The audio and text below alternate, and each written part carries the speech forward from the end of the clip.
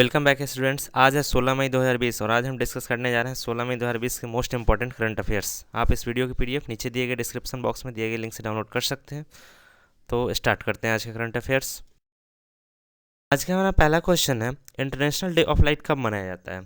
तो ये मनाया जाता है 16 मई को। अब यहाँ पे बात है इंटरनेशनल डे ऑफ लाइट की, तो इसके बारे में जान लेते हैं। इंटरनेशनल डे ऑफ लाइट को पहली बार 2018 में 16 मई को यूनेस्को ने ही इसको क्या किया था, रिकॉग्नाइज़ किया था।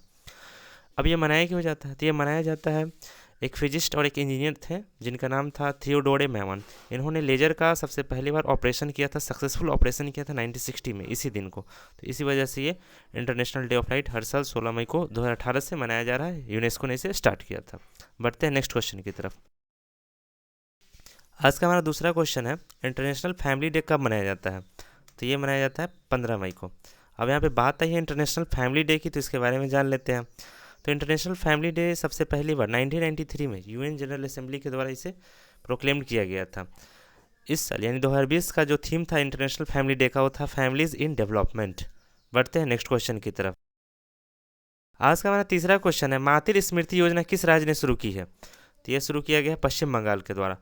अब यहाँ पे बात है मातृ स्मृति योजना की, जिसके बारे में जान लेते हैं। तो यह योजना 6 जिलों में 50,000 एकड़ बंजर भूमि का उपयोग करने के लिए शुरू की गई है। यानी कि बंजर जमीन पर क्या करना है, उस पर उसको उपजाऊ बनाना है इस योजना के तहत। अब यहाँ पे बात है पश्चिम बंगाल की, तो इसके बारे में भी जान लेते। पश्चिम बंगाल, इसका स्थापना हुआ था 26 जनवरी 1950 को। कैपिटल इसकी कोलकाता है, लार्जेस्ट सिटी भी कोलकाता है। यहाँ के गवर्नर की बात कर ले तो गवर्नर यहाँ के जगदीप धनखड़ है। चीफ मिनिस्टर ममता बनर्जी हैं। हाई कोर्ट यहाँ पे कोलकाता में है। चीफ जस्टिस का नाम है यहाँ पे थोथाथिल बी राधा कृष्णन। अब यहाँ पे मैप में अगर हम वेस्ट बंगाल को देखें तो वेस्ट बंगाल झारखंड, वेस्ट बंगाल का जो बॉर्डर है वो झारखंड से टच करता है, बिहार से करता है, उड़ीसा से करता है और असम से करता है। तो असम, बिहार, झारखंड और उड़ीसा, इन राज्यों से वेस्ट बंगाल का बाउंड्री टच करता है। कंट्री की बात कर ले तो इसका बॉर्डर जो है भूटान से टच करता है और बांग्लादेश से टच करता है और एक नेपाल से भी टच करता है। तो इन 3 कंट्रीज से भी इसका बॉर्डर टच करता है और 4 स्टेट से भी इसका बॉर्डर टच करता है, किसका? वेस्ट बंगाल का। बढ़ते हैं नेक्स्ट फैक्ट की तरफ। इसके वाइल्ड लाइफ सेंचुरीज और नेशनल पार्क के बारे में जान लेते हैं। तो नेशनल पार्क और wild life sanctuaries of West Bengal, तो यहाँ पे सुंदरबन नेशनल पार्क है, जल्दापाड़ा नेशनल पार्क है, गोरुमारा नेशनल पार्क है, न्योरा वैली नेशनल पार्क है, सिंगलीला नेशनल पार्क है, बक्सा नेशनल पार्क है, सजने खाली नेशनल पार्क है, रमना बागान नेशनल पार्क है, सेंचल वाइल्ड लाइफ सेंचुरीज है, Rasik Bil wild bird sanctuary है, holiday island wild life sanctuary है, Lothian island wild life sanctuaries है। तो ये सब वाइल्ड लाइफ सेंचुरीज और नेशनल पार्क वेस्ट बंगाल के जो इंपॉर्टेंट नेशनल पार्क और वाइल्ड लाइफ सेंचुरीज में से है, इसका मैंने लिस्ट यहाँ पे प्रोवाइड कर दिया है। बढ़ते हैं नेक्स्ट क्वेश्चन की तरफ। आज का हमारा चौथा क्वेश्चन है, किस राज्य ने बेरोजगार युवाओं को नौकरी दिलाने के लिए वेब पोर्टल होप लॉन्च किया है? तो ये लॉन्च करने वाला राज्य उत्तराखंड है। अब यहाँ पे बात है ये होप पोर्टल की, तो वेब पोर्टल होप के जिसके बारे में भी जान लेते हैं। तो उत्तराखंड के मुख्यमंत्री, जिनका नाम त्रिवेंद्र सिंह रावत है, उन्होंने प्रशिक्षित युवा और कौशल विकास के इच्छुक युवाओं के लिए, यानी कि जो कौशल विकास यानी कि जो युवा प्रशिक्षित है उनको रोजगार की संभावना पैदा करने के लिए पोर्टल लॉन्च किया है, जिनका नाम होप। होप का पूरा नाम होगा helping out people everywhere. Helping out people everywhere, ये किसके द्वारा लॉन्च किया गया है? उत्तराखंड के द्वारा लॉन्च किया गया है। हमारा आज का पांचवा क्वेश्चन है, किस संगठन ने वैश्विक ऊर्जा संक्रमण सूचकांक 2020 जारी किया है? तो ये जारी करने वाला सूचकांक जारी करने वाला संगठन विश्व आर्थिक मंच है। अब यहाँ पे बात आई है वैश्विक ऊर्जा संक्रमण सूचकांक की, तो इसके बारे में भी जान लेते हैं। वैश्विक ऊर्जा संक्रमण सूचकांक क्या है? तो इस सूचकांक में भारत को 74वें स्थान पर रखा गया है। यह पूरे 115 देशों के ऊर्जा क्षेत्रों का विश्लेषण करके तैयार किया गया है यह सूचकांक। इसमें स्वीडन दूसरे स्थान पर है। अब यहाँ पे बात आई है विश्व आर्थिक मंच की, तो इसके बारे में भी जान लेते हैं। तो विश्व आर्थिक मंच, जिसके लीडर हैं क्लॉस सचवेब, और ये इसका फाउंडेशन कब हुआ था, यानी फाउंडेड कब हुआ था ये विश्व आर्थिक मंच? तो 1971 में फाउंड हुआ था। ये क्या है? एक प्रकार का एनजीओ है। इसका हेडक्वार्टर कहाँ पे है? तो कोलोगनी है, जो कि कोलोगनी कहाँ पड़ता है? जिनेवा, यानी कि स्विट्जरलैंड देश में, स्विट्जरलैंड कंट्री में कोलोगनी में ही इसका हेडक्वार्टर है, किसका? विश्व आर्थिक मंच का। बढ़ते हैं नेक्स्ट क्वेश्चन की तरफ। आज का हमारा छठा क्वेश्चन है, भारतीय पुरातत्व सर्वेक्षण के महानिदेशक के रूप में किसे नियुक्त किया गया है? तो भारतीय पुरातत्व सर्वेक्षण के महानिदेशक के रूप में वी विद्यावती को नियुक्त किया गया है। अब यहाँ पे बात है भारतीय पुरातत्व सर्वेक्षण की, तो इसके बारे में जान लेते हैं। तो आर्कियोलॉजिकल सर्वे ऑफ इंडिया यानी कि भारतीय पुरातत्व सर्वेक्षण एक इंडियन गवर्नमेंट एजेंसी है, और इसको चलाता कौन है, रन कौन करता है, तो मिनिस्ट्री ऑफ कल्चर जो है इसको रन करता है। इसको सबसे पहली बार फाउंड कब किया गया था, यानी भारतीय पुरातत्व सर्वेक्षण को पहली बार 1861 में फाउंड किया गया था। और फाउंड करने वाले जो फाउंडर थे उनका क्या नाम था, तो फाउंडर जो थे उनका नाम था अलेक्जेंडर कनिंघम। तो अलेक्जेंडर कनिंघम ने भारतीय पुरातत्व सर्वेक्षण को 1861 में फाउंड किया था, और यही इसके डायरेक्टर जनरल भी बने थे। बढ़ते हैं नेक्स्ट क्वेश्चन की तरफ। आज का हमारा 7वां क्वेश्चन है, किस संस्था ने वैश्विक पोषण रिपोर्ट जारी किया है, तो ये जारी करने वाला संस्था WHO है। अब यहाँ पे बात आई है WHO की, तो इसके बारे में भी जान लेते हैं, और वैश्विक पोषण रिपोर्ट के बारे में भी जान लेते हैं। तो वैश्विक पोषण रिपोर्ट ये 4 मानकों के आधार पर तैयार किया गया है, और इसमें बताया गया है इस रिपोर्ट में कि भारत जो है किसी लक्ष्य को प्राप्त नहीं कर पाएगा।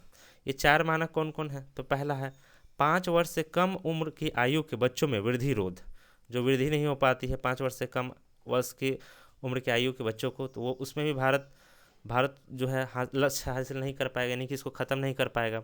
दूसरा था इसका मानक प्रजनन योग्य आयु की महिलाओं में एनीमिया के मामले, जो एनीमिया के मामले हैं उसको भी भारत का ख़त्म नहीं कर पाएगा। बच्चों में मोटापा के जो मामले उसको भी भारत ख़त्म नहीं कर पाएगा, और अनन्य स्तनपान का जो भी मामला है ये भी भारत ख़त्म नहीं कर पाएगा। इस रिपोर्ट में बताया गया है, किस रिपोर्ट में, वैश्विक पोषण रिपोर्ट 2020 में, जो कि WHO ने रिलीज़ किया है। अब WHO की बात है तो इसके बारे में भी जान लेते हैं। WHO की स्थापना हुआ था 7 अप्रैल 1948 को। बढ़ते हैं नेक्स्ट क्वेश्चन की तरफ। किस संगठन ने वैश्विक वन संसाधन मूल्यांकन 2020 रिपोर्ट जारी किया है, तो यह जारी करने वाला संगठन वैश्विक वन संसाधन मूल्यांकन जारी करने वाला रिपोर्ट जारी करने वाला संगठन खाद्य और कृषि संगठन है। तो यहाँ पे बात है खाद्य और कृषि संगठन की, तो इसके बारे में भी जान लेते हैं। खाद्य और कृषि संगठन, जिसको इंग्लिश में फूड एंड एग्रीकल्चर ऑर्गेनाइजेशन भी कहते हैं, इसका हेडक्वार्टर रोम में है, जो कि इटली का एक शहर है, कैपिटल भी है इटली का। इसके हेड यानी कि हेड कौन है खाद्य और कृषि संगठन के, तो क्यू डोंग्यू है इसके हेड। इसका स्थापना कब हुआ था, यानी खाद्य और कृषि संगठन का कब स्थापना हुआ था, तो 16 अक्टूबर 1945 को इसका स्थापना हुआ था। किस सिटी में हुआ था, तो इसका स्थापना हुआ था क्यूबेक सिटी में हुआ था, कनाडा में। इसके पेरेंट ऑर्गेनाइजेशन कौन कौन है, यानी कि किसके अंडर में काम करता है ये, तो यूनाइटेड नेशन इसके पेरेंट ऑर्गेनाइजेशन है। बढ़ते हैं नेक्स्ट क्वेश्चन की तरफ। आज का हमारा 9वां क्वेश्चन है, कोरोना वायरस पर SCO विदेश मंत्री के आभासी शिखर सम्मेलन की मेजबानी किस देश ने की है। आभासी का मतलब वर्चुअल, यानी कि कोई मतलब मंत्रियों ने सामने एक साथ बैठी नहीं है, मतलब उन्होंने क्या किया है, ये वीडियो कॉन्फ्रेंसिंग के थ्रू इसकी सम्मेलन मतलब इस पे सम्मेलन किया है। तो इसका मेजबानी कौन सा देश कर रहा था, तो इसका मेजबानी कर रहा था रूस। अब यहाँ पे बात है SCO की, तो इसके बारे में भी जान लेते हैं। SCO जिसका पूरा नाम होता है शांघाई कोऑपरेशन ऑर्गेनाइजेशन, इसके हेडक्वार्टर कहाँ पे है, तो बीजिंग में है। बीजिंग कहाँ पड़ता है, चाइना में। इसका स्थापना कब हुआ था, तो 26 अप्रैल 1996 को स्थापना हुआ था। इसके फाउंडर जब यह स्थापना हुआ तो कौन कौन से कंट्री ने इसको मिलकर स्थापना किया था SCO का, तो Russia, China, Kazakhstan, Uzbekistan, Kyrgyzstan, Tajikistan ने इसका स्थापना किया था। बढ़ते हैं नेक्स्ट क्वेश्चन की तरफ। आज का हमारा 10वां क्वेश्चन है, किस बच्चों को ऑनलाइन शिक्षा देने के लिए किस संगठन ने झारखंड के साथ भागीदारी की है, तो यह भागीदारी करने वाला संगठन दूरदर्शन है। अब यहाँ पे बात आई है दूरदर्शन की, तो इसके बारे में भी जान लेते हैं। दूरदर्शन जिसका स्थापना हुआ था 15 सितंबर 1959 को, यानी कि 15 सितंबर 1959 को दिल्ली में इसका फाउंडेशन हुआ था। इसके ऑनर कौन है, तो प्रसार भारती इसका ऑनर है। अभी इसका हेडक्वार्टर कहाँ पे है, तो न्यू दिल्ली में ही इसका हेडक्वार्टर है। बढ़ते हैं नेक्स्ट क्वेश्चन की तरफ। इसका हमारा 11वां और लास्ट क्वेश्चन है, तमिलनाडु के किस उत्पाद को GI टैग से सम्मानित किया गया है।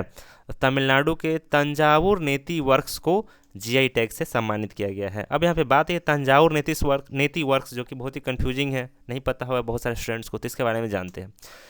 तो ये आप पिक्चर देख सकते हैं, तंजावुर नेती वर्क्स का द्वारा ही इसको क्या किया गया है, बनाया गया है। अब इसके बारे में जान लेते हैं। तो एक पारंपरिक कला है, तमिलनाडु का ये पारंपरिक कला है, और ये बनाया किसकी मदद से किया, ये किसके मदद से बनाया जाता है, तो पीठ का उपयोग करके बनाया जाता है। और पीठ क्या है, तो पीठ एक नेती नाम के पौधा से प्राप्त होता है, और ये दलदली भूमि में उगता है ये नेती पौधा। तो ये तंजावुर नेती वर्क्स इसी के नाम पर इसको रखा गया है, क्योंकि ये नेती के पौधा से प्राप्त होता है। और इस तरह का कला जो इस पिक्चर में देख रहे हैं, इस तरह का कला है ये तो ये थे आज के हमारे मोस्ट इंपॉर्टेंट करंट अफेयर्स। मिलते हैं नेक्स्ट वीडियो में। बाय।